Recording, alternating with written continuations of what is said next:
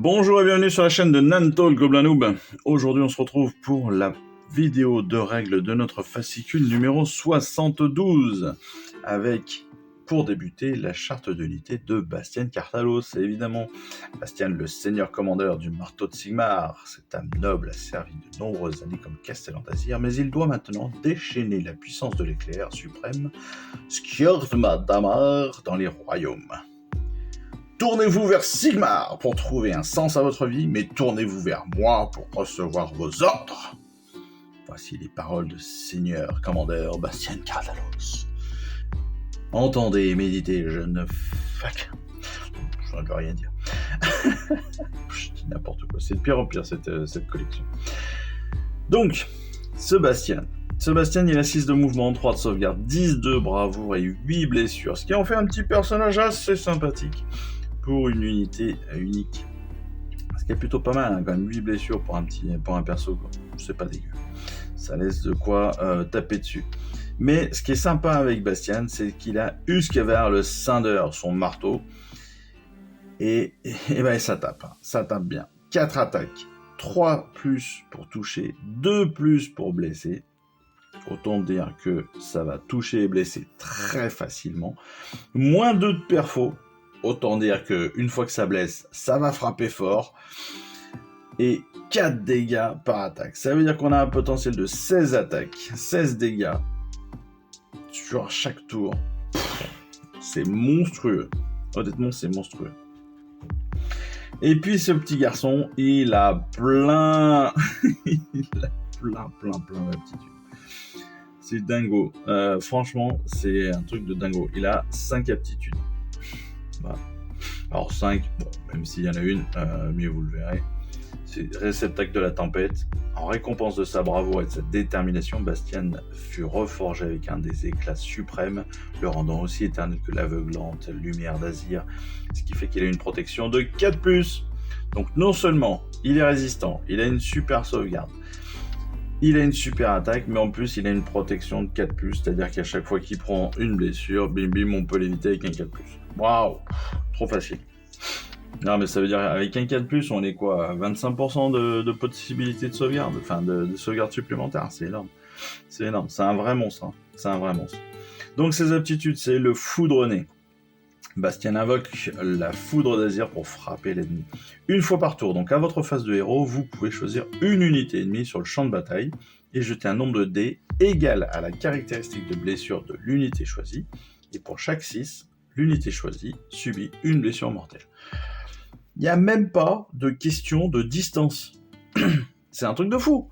C'est-à-dire que vous prenez n'importe quelle figurine, vous prenez ses caractéristiques de blessure, vous balancez des dés, un 6, bim, une blessure. Magique, c'est magique. Voilà, donc là, vous pouvez taper super loin, des héros, des monstres. Génial, quoi. Génial. Deuxième aptitude, c'est Castellan d'Azir. Les siècles passés à commander l'host de l'orage principal d'Azur ont affûté les talents de tacticien de Bastian, et peu de chefs de guerre des armées de l'ordre peuvent prétendre l'égaler. Au début du premier round, donc attention, au début du premier round de bataille, après avoir déterminé qui a le premier tour, mais avant que le premier tour commence, eh bien vous pouvez choisir jusqu'à D3 unités de marteau de Sigmar. D3, ça veut dire jusqu'à 3 hein, potentiellement, unités de marteau de Sigmar amis sur le champ de bataille et les redéployer. Les éventuelles restrictions des instructions de déploiement du plan de bataille utilisé s'appliqueront toujours. Mais ça veut dire que si techniquement vous êtes déployé en premier et que vous apercevez que votre ennemi, votre opposant a bien joué son déploiement et qu'il est presque mieux positionné que vous, bah vous allez pouvoir repositionner jusqu'à 3 unités. Plutôt pas mal là aussi. Autre aptitude, la voix du tonnerre. Les seigneurs commandeurs sont parmi les rares fidèles à pouvoir communier avec Sigmar au cœur des batailles, des combats. Leurs paroles sont semblables à des coups de tonnerre qui résonnent sur tout le champ de bataille. Une fois par tour, cette fois-ci, cette unité peut donner un ordre à une unité de marteau de Sigmar n'importe où sur le champ de bataille sans dépenser de points.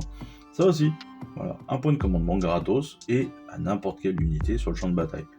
Top, top, top. Enfin, Manteau du premier orage, c'est Grungni qui a insufflé à l'armure de Bastian la même énergie que l'enclume de l'apothéose. Elle incarne la détermination des foudronnés, du foudronné. Donc, à la fin d'une phase, si une ou plusieurs figurines ennemies ont été tuées par des blessures causées par les attaques de Bastian Kartalos à la phase concernée, et bien vous allez pouvoir guérir toutes les blessures allouées à cette unité.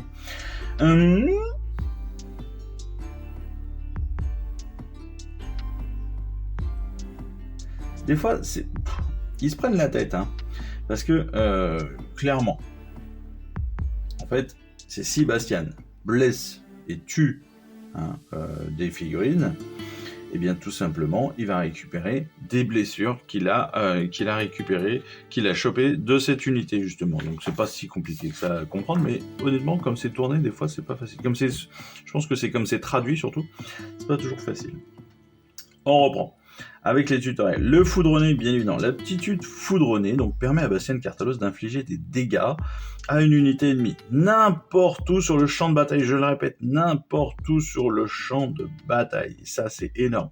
On prend l'exemple là, c'est le Grand Gousier. Le Grand Gousier, il a 12 de caractéristiques de blessure. Donc, Bastian, il balance 12 dés. Là, en l'occurrence, il fait 3-6.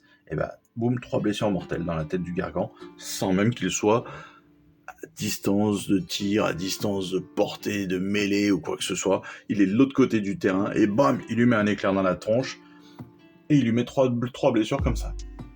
Alors certes, il faut faire des 6, je suis d'accord, mais sur un coup magique, parce que ça arrive, imaginez, vous faites un 12 x 6, blam, hop, la partie a à peine commencé, le tour a à peine commencé, parce que c'est à n'importe quel tour, vous pouvez le faire quand vous voulez, boum. Voilà, vous le faites tomber un éclair sur la tronche et il prend 12 blessures d'un coup. Magique, il a même pas eu le temps de bouger, il est déjà mort. Enfin, c'est une attitude qui peut être magnifique, qui sera pas forcément très...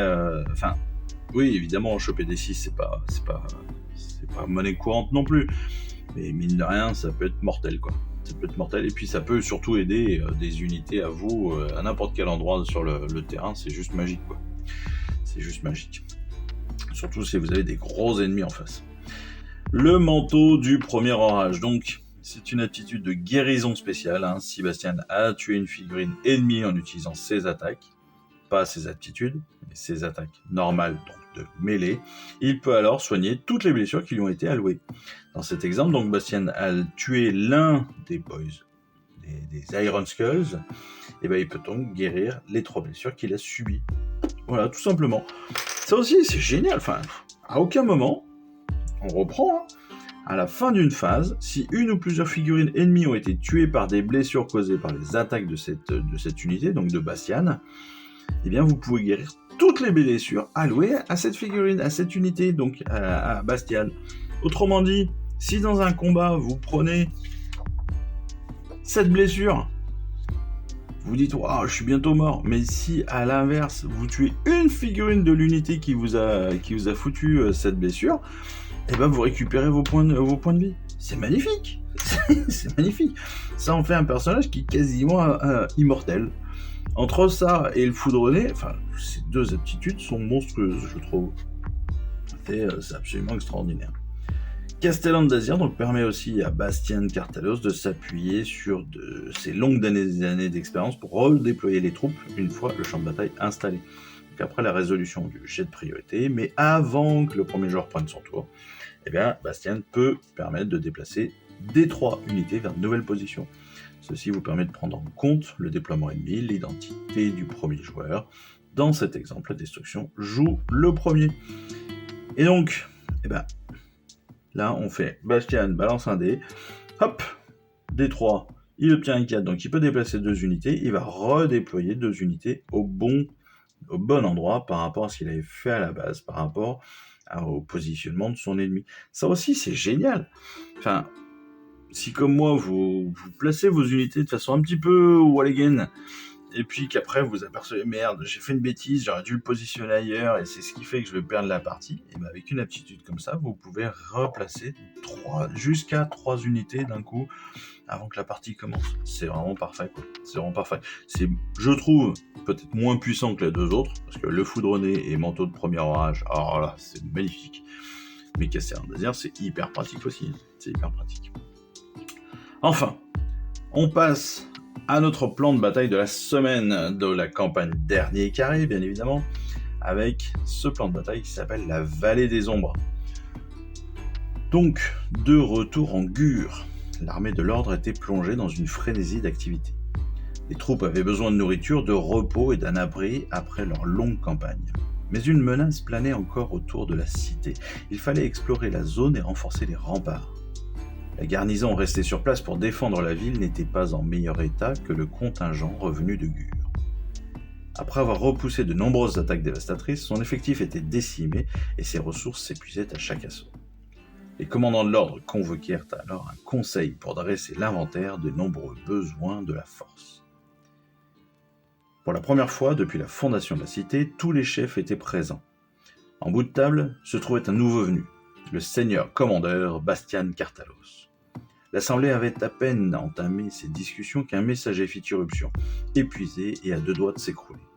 À bout de souffle, il fit état d'un nouveau dépôt d'ombre-pierre magique que leur faction pourrait utiliser pour dissimuler ses troupes et duper l'ennemi par des mirages et des illusions.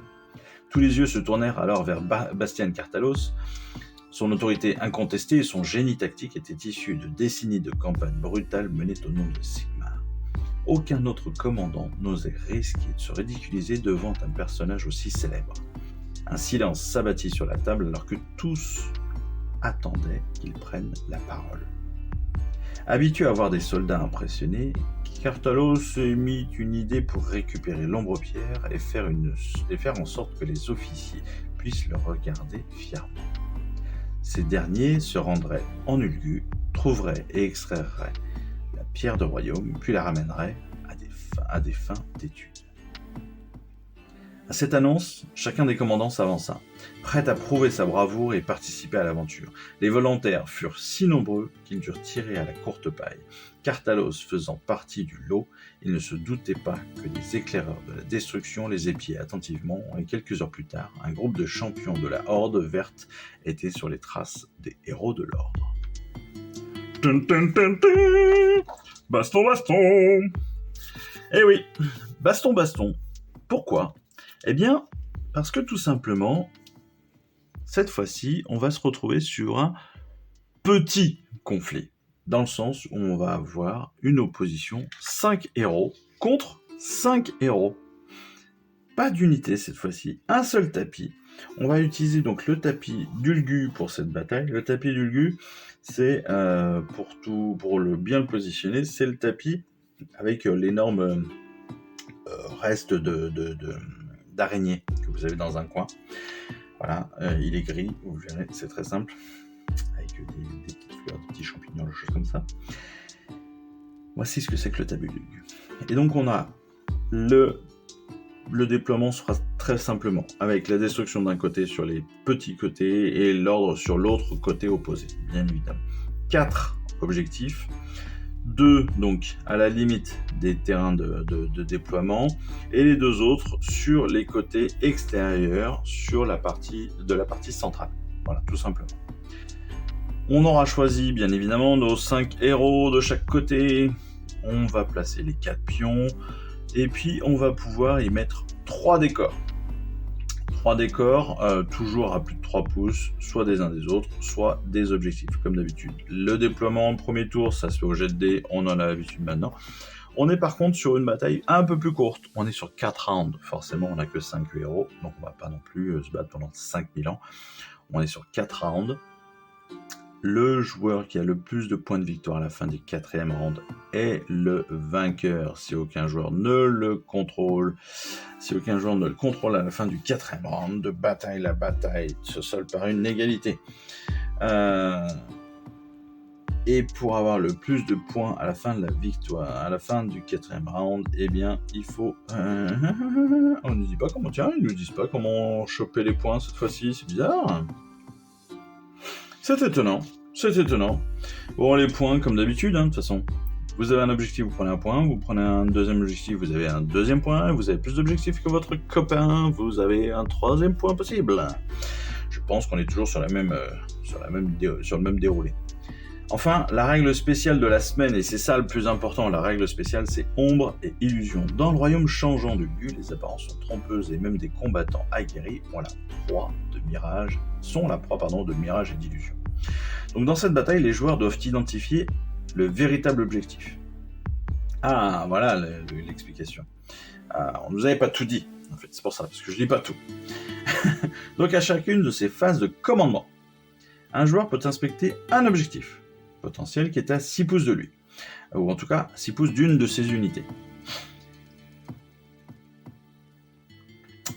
Et vous ne pouvez en analyser qu'un seul par phase. Pour ce faire, pour analyser un point d'objectif, il va falloir jeter un dé. Sur un résultat de 1 à 5, votre inspection révèle qu'il ne s'agit que d'un mirage. Le pion est alors retiré du champ de bataille, et sur un résultat de 6, l'objectif est confirmé comme bien réel et peut être contesté par tous les joueurs en suivant les règles normales de contestation d'objectifs. Et une fois que l'objectif réel est révélé, tous les autres objectifs sont aussitôt retirés du champ de bataille. Et s'il reste plus qu'un seul objectif potentiel sur le champ de bataille, qu'un autre objectif potentiel n'a été confirmé comme réel, alors c'est celui-ci qui devient réel. Je m'explique, parce que certains ne l'auront peut-être pas compris cette phrase. Techniquement, comment ça va se passer ? À chaque phase, vous allez pouvoir vérifier si un objectif est le vrai objectif. Donc, vous êtes à moins de 6 pouces d'un des 4 objectifs. Une fois que vous êtes à moins de 6 pouces d'un des objectifs, qu'est-ce que vous allez faire ? Vous allez vérifier que cet objectif est bien le bon, forcément. Vous allez lancer un D6. Sur 1 à 5, vous apercevez que ce n'est pas le bon objectif, que c'est un mirage. Donc, là, vous allez prendre l'objectif et vous allez le jeter, tout simplement. Donc, il restera plus que 3 autres objectifs. Votre adversaire va certainement faire de même à sa phase de commandement. Donc, il va lancer un dé. Sur le premier, très clairement, il va lancer un dé. Il va dire, est-ce que c'est le bon objectif, le réel objectif ? Il fait 1 à 5, ce n'est pas le réel, on prend l'objectif, on le dégage. Il n'en reste plus que 2. Vous allez arriver vers le troisième objectif, et vous allez faire votre jet. 1 à 5, ça n'est pas le bon. Si vous faites 6, par contre, c'est le bon. Et si c'est le bon, et ben l'autre n'est pas le bon. Voilà. Et si le troisième n'est toujours pas le bon, ça veut dire que le quatrième est forcément le bon. Donc au final, il vous en restera forcément un, et vous saurez que c'est le bon et le réel objectif qu'il faut absolument aller contester. Et donc il n'y a pas de point de victoire, le seul point de victoire, la seule chose à faire, c'est d'aller contrôler cet objectif réel, et non pas comme ce que je vous disais pour les points d'objectif qu'on a habituellement. Voilà, la règle est vraiment différente. Donc je me suis fourvoyé comme d'habitude, mais j'ai corrigé comme d'habitude. Donc maintenant que vous avez compris, et ben tout est parfait. Voilà. Et si vous n'êtes pas d'accord, et ben c'est comme ça quand même. Puis c'est tout. Non mais la marre. Bon. Pour la fin de cette vidéo, et évidemment, si vous le souhaitez, vous allez pouvoir raconter votre guéguerre avec vos 5 héros face aux 5 héros de la faction opposée.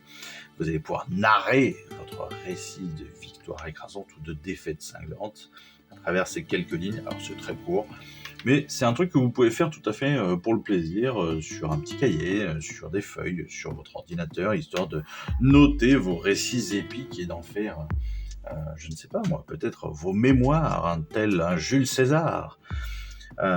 Voilà, donc en gros, faites-vous plaisir pour raconter cette histoire en expliquant comment est-ce que vous avez rossé l'ennemi à travers vos jets de dés extraordinaires.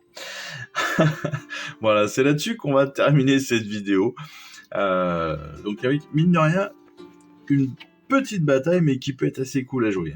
Parce que 4 rounds, 5 héros, juste un seul objectif à les contrôler, et il faut d'abord trouver l'objectif à contrôler. C'est plutôt sympa, je trouve, comme idée. Le challenge est cool. Et puis avec un perso quand même à prendre, qui est Bastien Cartalos, qui est juste monstrueux. Voilà, franchement, mais faites-vous plaisir, quoi. Faites-vous plaisir avec ce petit bonhomme. On a vu ses aptitudes, elles sont magnifiques. Voilà, en attendant, bah écoutez, moi je vous souhaite à tous une excellente fin de semaine, en attendant les prochaines vidéos.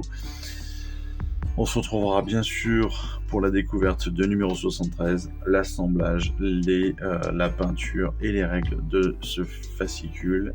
Et puis on a hâte aussi bien sûr du mois prochain et de notre dernier colis de la collection, qui marquera aussi la fin de la chaîne, en tout cas la mise en pause de la chaîne pendant quelques temps. Je ne sais pas si je la reprendrai après pour la prochaine collection. En tout cas, ce ne sera pas Combat Patrol, je ne ferai pas de 40K, même si vous avez vu que j'avais acheté le premier numéro pour le plaisir. Mais voilà. En tout cas, merci à tous, toujours, je vous embrasse, je vous dis à très vite, et puis voilà, c'est tout. Allez, à plus. Ciao, bye bye. Je vous remercie d'avoir suivi cette vidéo. Si ça vous a plu, abonnez-vous, lâchez un petit like et un commentaire et suivez-moi sur Instagram où je poste régulièrement des photos de mes dernières réalisations et dernières peintures. Et puis comme il est maintenant de tradition sur la chaîne, je vous souhaite une excellente fin de journée et surtout, lisez bien, collectionnez bien, assemblez bien, peignez bien et jouez bien. Allez, je vous embrasse et puis je vous dis à très vite. Allez, ciao, bye bye.